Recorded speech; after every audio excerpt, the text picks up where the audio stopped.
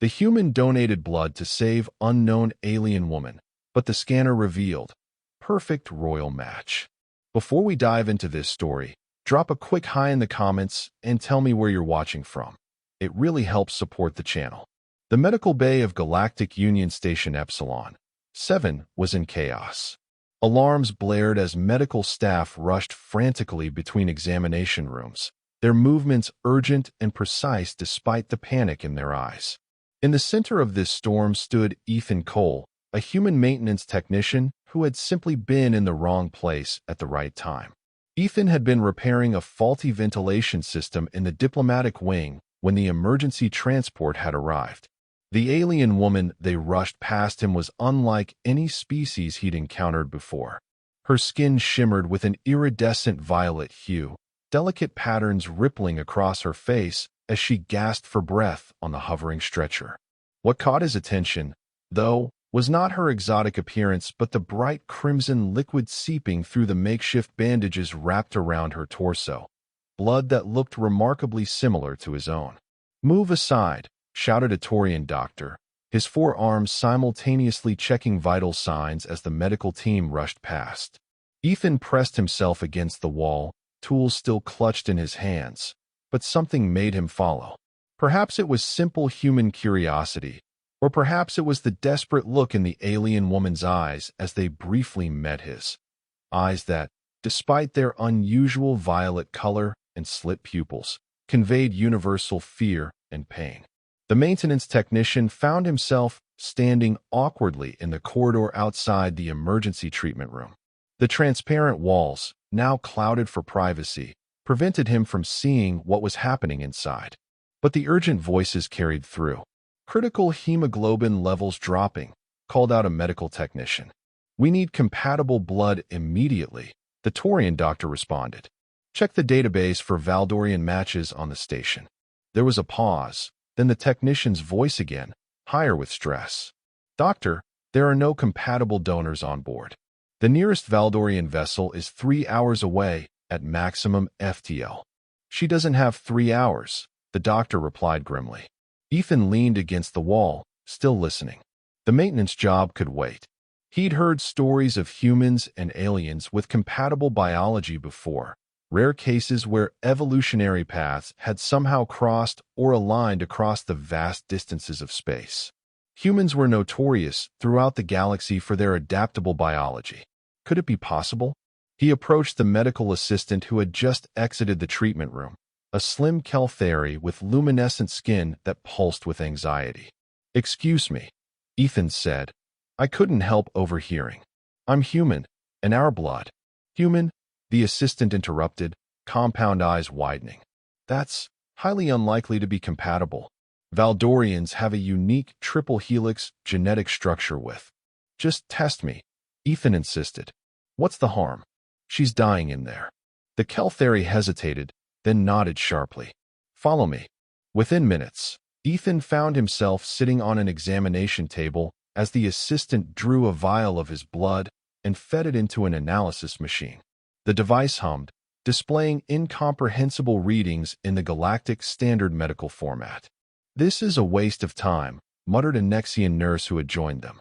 Humans and Valdorians sharing compatible blood would be like a Terran house cat being compatible with a Jovian whale shark.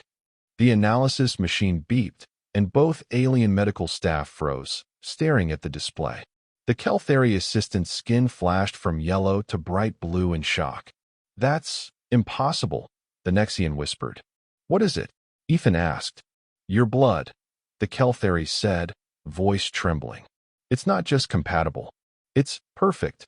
A complete molecular resonance pattern match with Valdorian royal bloodlines. The machine must be malfunctioning." "Run it again," the Nexian demanded. They did, with the same result. By the third test, the Taurian doctor had joined them, all 4 of his arms crossed in disbelief as he examined the readings. "We don't have time to question it," the doctor finally said. "The patient is failing. Human, are you willing to donate?" Ethan nodded. "Of course. Whatever you need." As they rushed him into an adjoining room and began the donation process, Ethan couldn't shake the strange feeling that had settled over him. The medical staff's reactions went beyond simple surprise at finding a compatible donor. Their movements had become oddly deferential, almost reverent, as they prepared him. "What's her name?" Ethan asked as the Kelthari inserted the collection needle into his arm. The assistant paused, glancing nervously at the doctor before answering. "Her name is Lyra. Princess Lyra Valdoran of the sovereign Valdorian Imperium." Ethan's eyebrows rose. "She's royalty? What's she doing here without protection?" "That," came a deep voice from the doorway, "is what we all wish to know." Ethan turned to see a towering figure dressed in gleaming ceremonial armor. The newcomer was clearly Valdorian, with the same iridescent skin as the injured woman, though his was darker, with intricate patterns that seemed to indicate rank or status.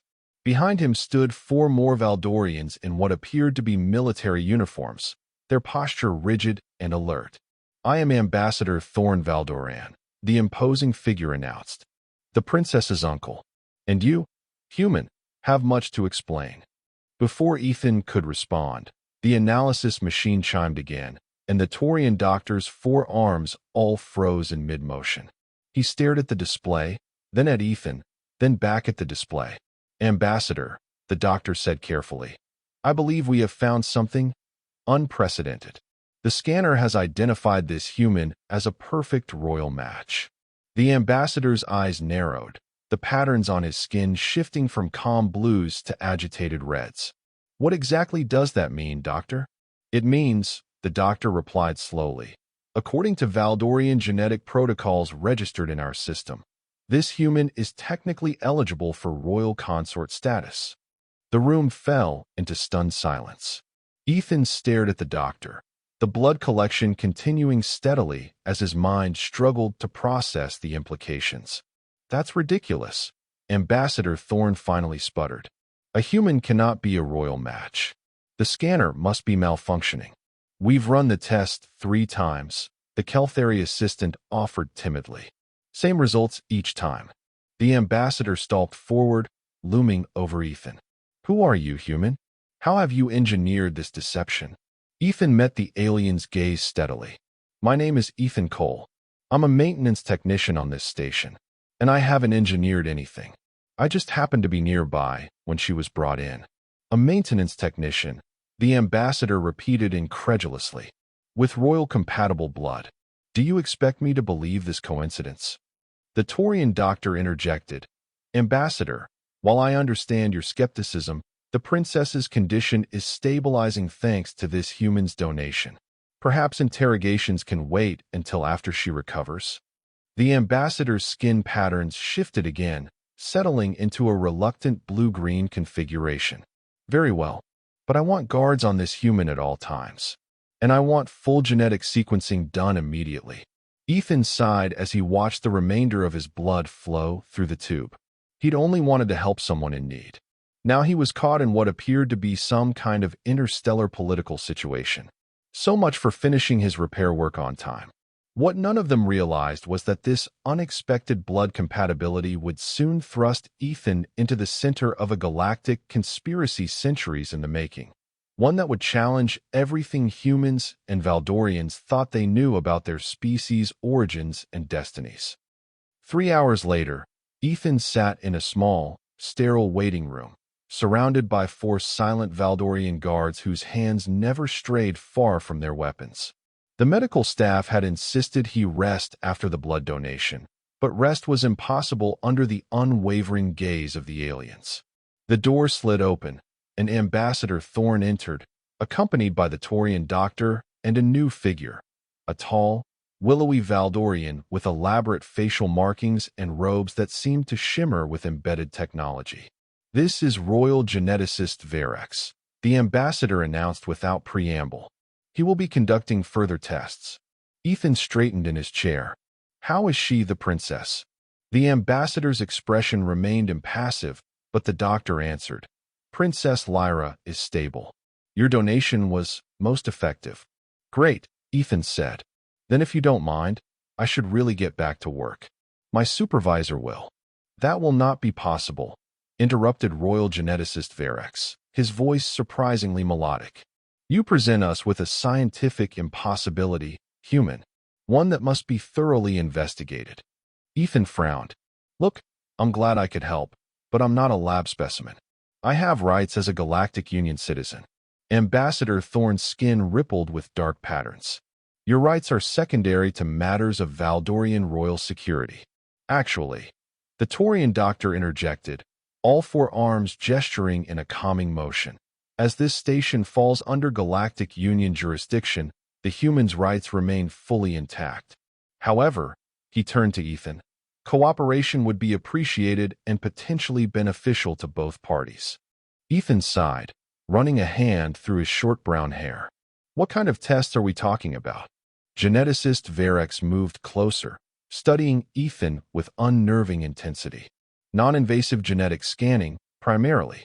Perhaps a tissue sample. Nothing harmful. And then I can go? The ambassador and geneticist exchanged looks. That will depend on the results, Ambassador Thorn stated. Before Ethan could protest further, the door slid open again. A Valdorian guard entered and whispered something to the ambassador, whose skin immediately flashed with bright patterns of surprise. The princess is awake, he announced, and is requesting to see the donor. All eyes turned to Ethan, who shrugged uncomfortably.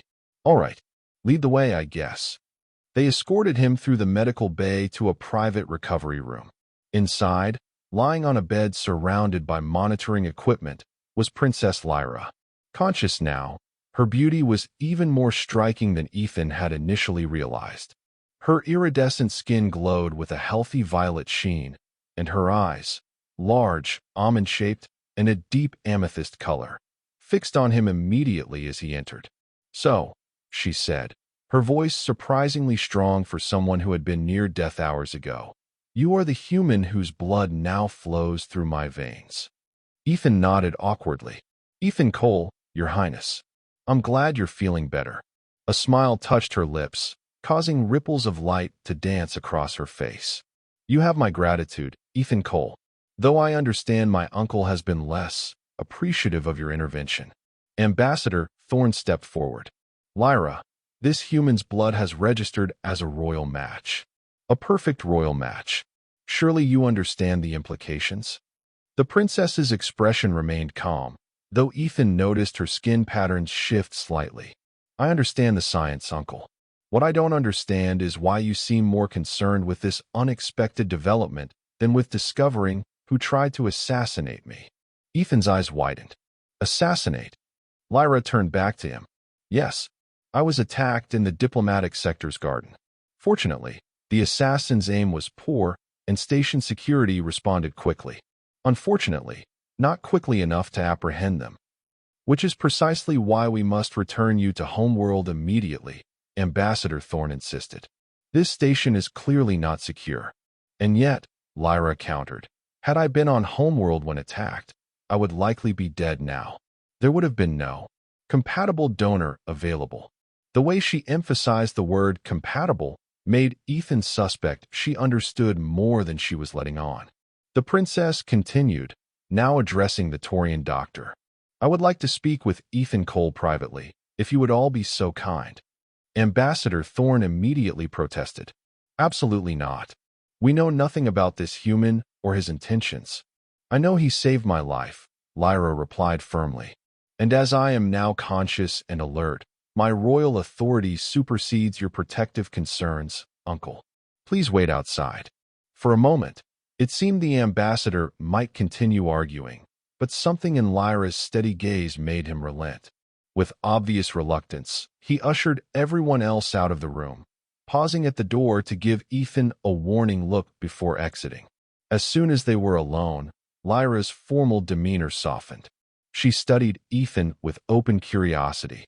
So, maintenance technician Ethan Cole, would you like to explain how a human from Earth possesses blood that registers as a perfect match for Valdorian royalty? Ethan spread his hands helplessly. I honestly have no idea. I just wanted to help when I heard they couldn't find a donor. A noble impulse, she observed. Though one with far-reaching consequences, I'm afraid. What exactly does this royal match thing mean? Ethan asked. Everyone's being cryptic about it. Lyra sighed. her skin patterns shifting to a more contemplative configuration. Valdorian royalty has always been determined by a specific genetic marker sequence. Those who carry it are capable of accessing certain technologies that respond only to royal blood. To prevent unauthorized access, our ancestors engineered compatibility markers that identify potential consorts, individuals whose genetic structure would produce offspring with guaranteed royal capabilities. Consorts, Ethan repeated, suddenly uncomfortable. You mean like marriage partners? A smile touched Lyra's lips. Essentially, yes. In ancient times, when a royal match was discovered, it was considered the will of the cosmos, a divine pairing that must be honored. But I'm human, Ethan pointed out unnecessarily. Surely those traditions don't apply across species. That's the puzzle, Lyra agreed. They shouldn't. By all scientific understanding, our species should be completely incompatible at a genetic level. Yet here you are, a perfect royal match, something even many Valdorians cannot claim. Ethan ran a hand through his hair, trying to process this information. So what happens now? Now, Lyra said, her expression growing serious. We must discover why someone wants me dead, how a human came to possess Valdorian royal-compatible blood, and what connection might exist between these mysteries. Ethan questioned. Look, I'm grateful you're not treating me like a lab specimen like your uncle wants to, but I'm just a maintenance tech. I fix ventilation systems and repair power conduits. I'm not equipped for royal intrigue and assassination plots. Lyra's eyes, so alien yet somehow expressive in ways Ethan could understand, studied him intently. You may be more equipped than you realize, Ethan Cole. There is an old Valdorian saying, blood calls to blood. The fact that you're a saved mind cannot be mere coincidence. Before Ethan could respond, the door slid open, and Ambassador Thorne re-entered with royal geneticist Verex. Time's up, the ambassador announced. The geneticist is ready to begin his examinations of the human. Lyra's skin flashed with patterns that Ethan couldn't interpret, but her tone was clear. The human has a name, Uncle. Ethan Cole has my personal protection as royal benefactor. He will be treated with all appropriate respect. The ambassador's expression soured, but he inclined his head slightly. As you wish, Princess. But the examinations will proceed. Of course, Lyra agreed. I would know the truth as much as you, but I will oversee them personally once I am cleared to leave this bed. Ethan found himself escorted back to what was essentially a detention room, albeit a comfortable one. As the hours passed, various medical professionals came to scan him, take samples, and ask increasingly detailed questions about his family history. He told them everything he knew, which wasn't much. Both his parents had been colonists on Proxima Centauri b, where he was born. Neither had ever mentioned any unusual genetic testing or encounters with Valdorians. It was late in the station's artificial night cycle when the door to his room opened again. Expecting another medical technician, Ethan was surprised to see Princess Lyra herself, dressed now in simple but elegant attire, her iridescent skin glowing softly in the dim light. Princess, he said, standing quickly. Should you be out of bed? Probably not, she admitted with a smile. But Valdorians heal quickly, especially with compatible blood transfusions. Her expression grew serious. We need to talk, Ethan. Somewhere private and secure. More private than this room with probably a dozen hidden cameras? He asked wryly. Lyra's eyes glinted with approval. You're more perceptive than my uncle gives you credit for. Follow me. She led him through service corridors that Ethan recognized from his work routes, paths rarely used by the station's general population.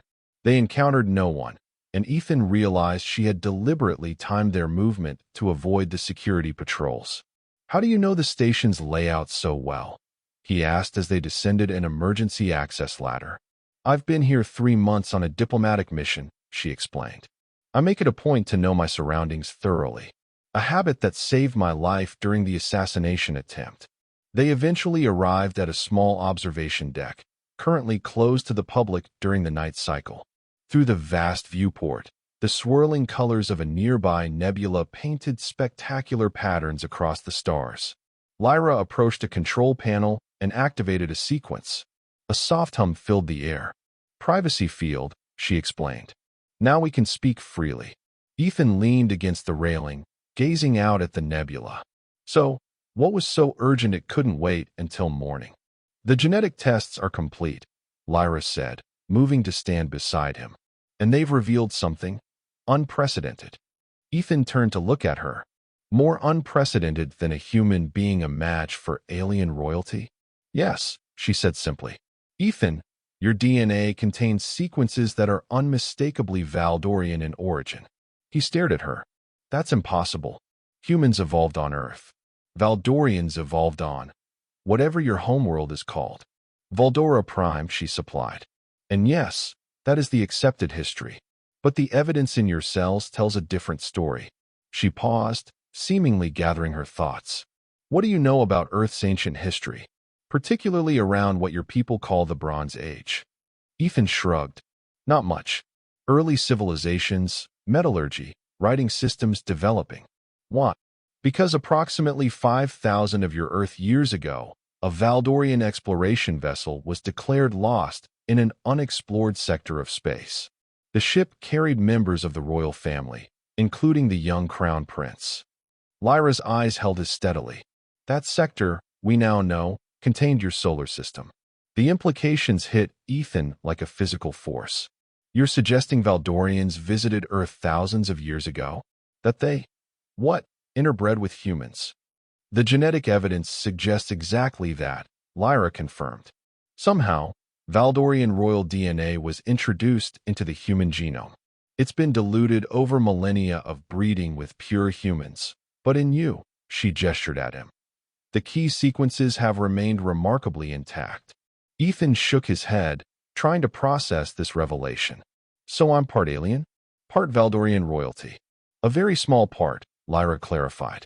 "But yes, the royal genetic markers are undeniable, which makes you not just compatible with Valdorian royalty, but technically part of the extended royal lineage."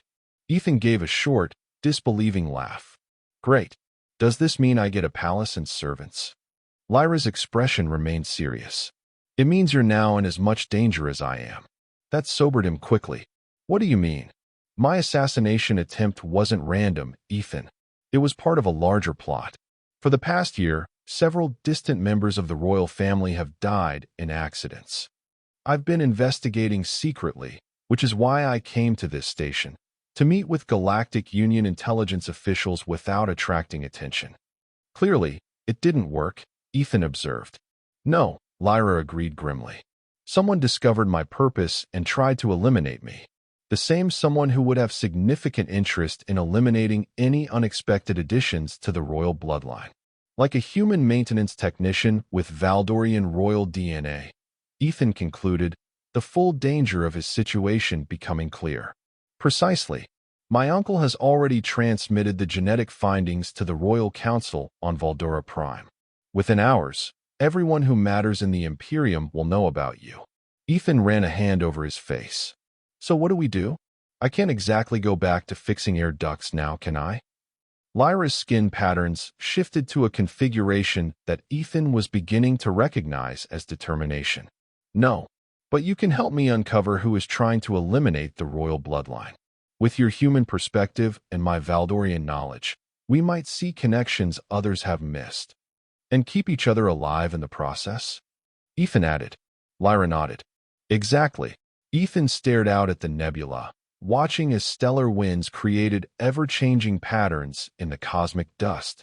24 hours ago, his biggest concern had been fixing a ventilation system before his shift ended. Now he was part alien royalty, target of an assassination plot, and apparently partnered with a Valdorian princess to solve a galactic conspiracy. "You know," he said finally, "when I donated blood, I just wanted to help. I never expected this." Lyra's skin rippled with what might have been sympathy. "The greatest journeys often begin with the simplest acts of kindness," Ethan Cole. "Now, shall we begin our investigation?" As they stood side by side, gazing at the stars, neither could have predicted how their unexpected bond would soon shake the foundations of two civilizations and rewrite the history of human-alien relations forever. Ambassador Thorn paced the secure communication room, his skin patterns fluctuating between anxiety and rage as he awaited the Royal Council's response. The holographic projector finally flared to life, displaying 7 figures seated in a semicircle, the highest authority in the Valdorian Imperium.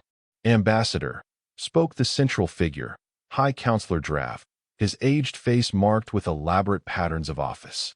We have reviewed your report and the genetic findings. This human anomaly is most disturbing. Indeed, High Counselor, Thorn agreed.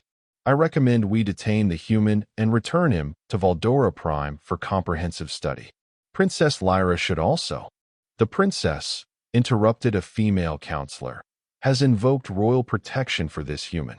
By law, we cannot simply detain him. Thorn's skin darkened with frustration. Counselor Mira, with respect, the human represents an unprecedented security concern. His very existence raises questions about our species' history and the purity of the royal bloodline. Questions we also wish answered, High Counselor Drav stated firmly. However, there are additional complications. Thorn waited as the counselors exchanged glances. Finally, Drav continued. Our astronomers have confirmed the trajectory of the lost exploration vessel from 5 millennia ago. It indeed passed through the human solar system. And there is more. Ancient royal archives, previously sealed, speak of a contingency bloodline established on a distant world as insurance against extinction. Thorn stared in shock. You're saying this was deliberate? That our ancestors intentionally seeded royal DNA among humans? The evidence suggests this possibility, Counselor Mira confirmed. Which means this human, Ethan Cole, may be the product of ancient royal planning rather than random chance. All the more reason to contain him, Thorn insisted. High Counselor Drav leaned forward. Ambassador, your new orders are as follows. You will not interfere with Princess Lyra's investigation into the assassination attempts. You will provide protection for both the princess and the human. And you will say nothing of the contingency bloodline theory to anyone. Thorn's skin pulsed with protest, but he bowed stiffly. As the council commands. After the transmission ended, Thorn remained motionless for several moments. Then he activated a different communication channel, one not registered in the official Valdorian embassy systems. A shadowed figure appeared in the hologram, features deliberately obscured. Report, the figure demanded. The situation has become complicated, Thorn said quietly. The human's blood truly is royal compatible. The council knows, and they suspect the ancient contingency plan. This is unfortunate, the shadowed figure replied. The princess was supposed to die in the attack. Now she has a potential ally with royal blood. What are your orders? The figure was silent for a moment. Continue as planned. Eliminate both of them. Make it appear as though humans are responsible for the princess's death. This will sever any potential alliance between our species that might result from the discovery of shared bloodlines. Thorn hesitated. The council has ordered me to protect them both. The council is weak, the figure hissed. They would dilute our genetic purity with human blood rather than face extinction. Remember your true loyalties, Ambassador. To the pure bloodline. Thorn murmured the familiar pledge. It will be done. As the transmission ended, Thorn was unaware of the small maintenance drone hovering in the air duct above, a drone that Ethan Cole had reprogrammed to serve as his eyes and ears inside the Valdorian embassy section of the station. I knew it, Lyra said as she and Ethan reviewed the drone's footage in her private quarters. My uncle has been acting suspiciously since the assassination attempt. Ethan leaned back in his chair, processing what they'd just witnessed. He's working with someone else, someone powerful enough to countermand the Royal Council. But who? Lyra's skin patterns shifted to deep, thoughtful blues. There are factions within Valdorian society that believe in absolute genetic purity. They gained prominence a century ago when our population began declining due to genetic bottlenecking. The royal bloodline has remained strongest, but even it shows signs of deterioration, which explains why finding new compatible genetic material would be so important, Ethan mused. And why some might see it as a threat to their ideology. Exactly. Lyra moved to a secure terminal and began accessing files. The purists believe that introducing any foreign DNA would destroy what makes Valdorians superior. They'd rather see our species die out pure than survive through adaptation. Ethan snorted. Sounds like some human ideologies from our history. Never ends well. No, it doesn't, Lyra agreed, then paused as something on the screen caught her attention. That's interesting. What is it? Ethan asked, moving to her side. Ship arrival records. The day before my assassination attempt, a diplomatic vessel arrived from Valdora Prime. Among its passengers was geneticist Sorval, my uncle's childhood friend and a known sympathizer with purist ideologies. She pointed to another entry. And look here, he's scheduled to depart tomorrow. Ethan frowned. You think he's the assassin? Or working with whoever is, Lyra confirmed. We need to question him before he leaves. Your uncle will be watching him. And us. Lyra's skin flashed with a pattern Ethan now recognized as determination. Then we'll need a distraction. They spent the next few hours planning, drawing on Ethan's knowledge of the station's systems and Lyra's diplomatic access. By morning, they were ready. Ethan made his way to the station's environmental control center, using his maintenance credentials to gain access. Once inside, he waited for Lyra's signal before implementing a series of carefully calibrated system modifications. Across the station, in the diplomatic sector, Lyra entered a secure conference room where her uncle was meeting with several Valdorian officials, including geneticist Sorval, a thin, severe-looking Valdorian with skin patterns that remained unnaturally static, suggesting chemical suppression of emotional displays. Uncle, Lyra greeted formally. Geneticist Sorval. I hope I'm not interrupting. Ambassador Thorne's skin betrayed a flash of annoyance before smoothing. Princess Lyra, you should be resting after your ordeal. I feel quite recovered. Thank you. She turned to Sorval. Geneticist, I understand you've reviewed the findings regarding my human donor? Sorval's expression remained neutral. I have, Your Highness. A fascinating anomaly, though clearly the result of some ancient contamination rather than any legitimate royal connection. Lyra raised what passed for eyebrows among Valdorians. Contamination? An interesting choice of words for what saved my life. Before Sorval could respond, the station's alarms blared. Emergency lights bathed the room in pulsing red as a computerized voice announced, environmental hazard detected in diplomatic sector. Emergency protocols engaged. All personnel evacuate immediately to designated safety zones. The Valdorians rose in confusion as the room's ventilation system audibly shut down. Ambassador Thorne accessed a communication panel. Control Center, what is the nature of the hazard? The reply came through with deliberate static interference that Ethan had programmed. Atmospheric. Contamination. Potential biological. Evacuate immediately. Thorne turned to the others. We must follow protocol. Safety zone for the diplomatic sector is level 5, section C. As they hurried from the room, Lyra deliberately fell behind, then slipped into a service corridor, one of many Ethan had shown her during their planning. She made her way quickly to the maintenance access junction, where Ethan would be waiting after triggering the false alarm. Meanwhile, in the confusion of the evacuation, Ethan had programmed the system to direct geneticist Sorval to a different safety zone than the others, an isolated observation pod used for dangerous specimen examination. As the geneticist entered the pod, the door sealed behind him, and the external corridor indicators showed the space as quarantined. Inside, Sorval turned in confusion as the lights dimmed, then stabilized. A hidden door at the back of the pod opened, and Ethan stepped through, followed by Lyra. What is the meaning of this? Sorval demanded, his artificially controlled skin patterns finally showing cracks of alarm. Just a conversation, Lyra said pleasantly. About assassination attempts, purist conspiracies, and ancient contingency bloodlines. Sorval's composure faltered visibly. I don't know what you're talking about. Ethan stepped forward. We know about the plot to eliminate royal bloodline members. We know Ambassador Thorne is involved. And we strongly suspect you're the one who tried to kill Princess Lyra. Preposterous, Sorval spat. You have no evidence.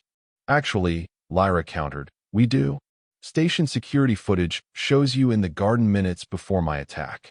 Your chemical skin suppressors make you quite recognizable, even from a distance. This was a bluff. They had no such footage, but Sorval's reaction confirmed their suspicions. His skin patterns flickered wildly as the suppression chemicals failed under extreme stress. You don't understand what's at stake, Sorval hissed. The royal bloodline is the last pure genetic repository of true Valdorian superiority. Diluting it with human DNA would destroy everything our ancestors built, even if it means the extinction of our species. Lyra challenged. Better extinction than degradation. Sorval's composure had completely collapsed now. The contingency plan was a mistake, a desperate act by weak ancestors who lacked faith in our genetic destiny. When we discovered the records indicating Earth as the repository world, the Pure Lineage Council knew what had to be done. Ethan crossed his arms. Eliminate all evidence of the contingency bloodline, starting with Lyra, who was investigating the mysterious deaths. And continuing with you, human, Sorval sneered. The abomination with royal blood. Lyra stepped closer to the geneticist. Who else is involved? Who leads this Pure Lineage Council? Sorval's lips twisted into a contemptuous smile. You'll never. His words cut off as his body suddenly convulsed. He clutched at his throat, his skin patterns flashing wildly before fading to a dull, lifeless gray. He collapsed to the floor. Ethan rushed forward, checking for vital signs. He's dead, he announced grimly. Some kind of rapid poison or kill switch. Lyra knelt beside the body, her expression grim. They must be monitoring him somehow. They knew he was compromised. We need to move, Ethan said urgently. Your uncle will realize soon enough that the environmental alarm was false. They slipped out through the maintenance access, making their way to the station's communications hub. Using Lyra's royal access codes, they transmitted the recorded confession from Sorval directly to the Royal Council on Valdora Prime, along with their suspicions about Ambassador Thorn and the evidence they'd gathered. Will the Council act on this? Ethan asked as they finished the transmission. Lyra's expression was troubled. I don't know. If the conspiracy reaches into the Council itself, then we're on our own, Ethan concluded. Not entirely. Came a new voice from behind them. They spun to find themselves facing a tall, elegant Valdorian female whose elaborate skin patterns marked her as high nobility. Behind her stood four Valdorian guards in royal security uniforms, distinctly different from the ambassador's personal guard. Mother! Lyra gasped in shock. The Valdorian queen inclined her head slightly. Daughter. And Ethan Cole of Earth, I presume. Ethan bowed awkwardly, having no idea of the proper protocol for meeting alien royalty. Your Majesty.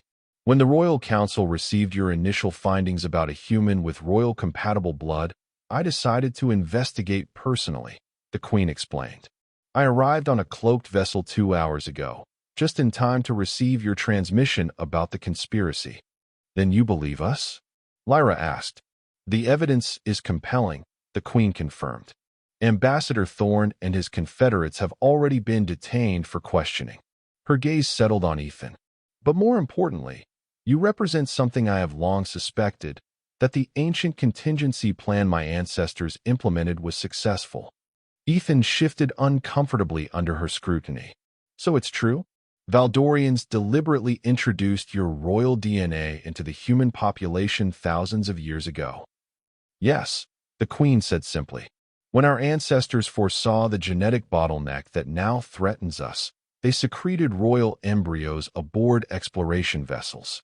Earth was selected because your species showed remarkable genetic adaptability while maintaining key compatibility factors with our own. But why keep it secret? Lyra asked. If this could save our species from extinction. Politics, the Queen replied with a gesture that Ethan interpreted as the Valdorian equivalent of a shrug. The purest factions gained power. Knowledge of the contingency plan was suppressed, the record sealed. Over generations, the truth became legend, then forgotten entirely. until recently, when I ordered a complete review of the ancient archives. She turned her attention fully to Ethan. Which brings us to you, Ethan Cole, a living bridge between our species. Proof that Valdorians and humans share more than just a similar biochemistry. You represent hope for the future of my people. Ethan ran a hand through his hair, still struggling to process everything. So what happens now? Do I go to Valdora Prime for more tests? Become some kind of genetic donor for your species? The Queen's skin patterns shifted to what Ethan was learning to recognize as amusement. Nothing quite so clinical. But yes, we would request your presence on Valdora Prime, as an honored guest and potentially as a diplomatic representative of humanity in discussions about our shared genetic heritage. And the royal match business? Ethan asked, glancing at Lyra. Everyone seemed pretty worked up about that. A ripple of light patterns crossed the Queen's skin. Traditionally, it would imply certain expectations regarding potential union and offspring. However, these are unprecedented circumstances. Lyra stepped forward. Mother, Ethan saved my life at risk to his own. He then helped uncover a conspiracy that has threatened our family for generations. Whatever his genetic status, he has proven himself worthy of royal consideration. The Queen studied her daughter thoughtfully. Indeed he has. She turned back to Ethan. For now, Ethan Cole, you have the gratitude of the Valdorian royal family and a standing invitation to our homeworld. The future beyond that remains to be written. 3 months later, Ethan stood on a balcony overlooking the capital city of Valdora Prime. The alien sunset painted the crystalline spires in hues of purple and gold that still took his breath away, even after weeks on this world. He heard soft footsteps behind him and turned to see Princess Lyra approaching, dressed in formal attire that suggested she had just come from some official function. The Genetic Diversity Treaty passed the final vote, she announced, her skin patterns shimmering with satisfaction. Earth and Valdora Prime are now officially allied, with provisions for controlled genetic exchange programs to preserve both our species' unique characteristics while addressing our compatibility. Ethan smiled. So my royal blood donation started an interstellar revolution after all. Your compassion started it, Lyra corrected, moving to stand beside him at the railing. The blood was just the medium. They stood in comfortable silence for a moment, watching as the planet's 3 moons began to rise on the horizon. The human diplomatic delegation arrives tomorrow, Lyra noted. Will you be joining the reception? As the human with royal blood? Absolutely. Someone needs to translate between our species, and I've had more practice than most. Lyra's skin patterns shifted in what Ethan now recognized as affection. You've adapted remarkably well to life here. Apparently, it's in my genes, he joked. Her expression grew more serious. The Royal Council has completed their deliberations regarding your status. They wish to make the announcement at tomorrow's reception. Ethan raised an eyebrow. Should I be worried? No, Lyra assured him, though it may take some adjustment. They're conferring formal royal status upon you, not just as a carrier of royal genes, but as recognition for your role in exposing the purest conspiracy and helping forge this new alliance. Ethan whistled softly. From maintenance technician to alien royalty in 3 months. Not a career path I ever anticipated. Are you disappointed? Lyra asked, a note of uncertainty in her voice. You could still return to your former life on the station if you wished. Ethan thought about the offer. His simple life-fixing systems on Epsilon 7 seemed a lifetime ago now. Since coming to Valdora Prime, he'd helped establish the framework for human-Valdorian cooperation, learned enough of the language and customs to function in court, and begun working with geneticists from both worlds to understand the implications of their shared heritage. Most importantly, he developed a relationship with Lyra that defied easy categorization, part diplomatic partnership, part cultural exchange, and part something deeper that neither of them had yet fully defined. No, he said finally. I'm not disappointed. Turns out donating blood was the best career move I ever made. Lyra's skin patterns rippled with laughter. The ancient Valdorian prophecies speak of blood returning to blood across the stars. I never understood what that meant until I met you. Ethan turned to face her fully. Do you think this is what your ancestors intended when they sent their genetic material to Earth all those millennia ago? Perhaps, Lyra replied thoughtfully. Or perhaps they simply created the possibility and left the rest to chance and choice. She extended her hand, palm upward in the Valdorian gesture of connection. I, for one, am glad it led you here. Ethan placed his palm against hers, human skin against iridescent Valdorian, and felt the now familiar resonance between them, a bond that transcended their differences. So am I, he said simply. Though next time someone needs a blood donation, I'm going to ask a few more questions first. Lyra's laughter joined his as the 3 moons of Valdora Prime rose fully above the horizon, illuminating 2 figures who stood as living proof that compassion, courage, and connection could bridge even the vast distances between stars and species. The unexpected royal match, born from a simple act of kindness, had changed not just 2 lives but the destinies of 2 civilizations. And as Earth and Valdora Prime began their new journey together, the ancient contingency plan finally fulfilled its purpose.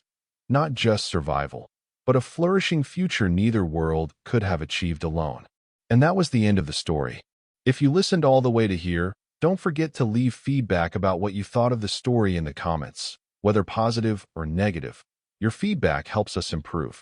Also leave your like and subscribe to the channel for more stories like this one. And I'll leave here on the screen another video that I'm sure you'll like. Big hug, and see you in the next story.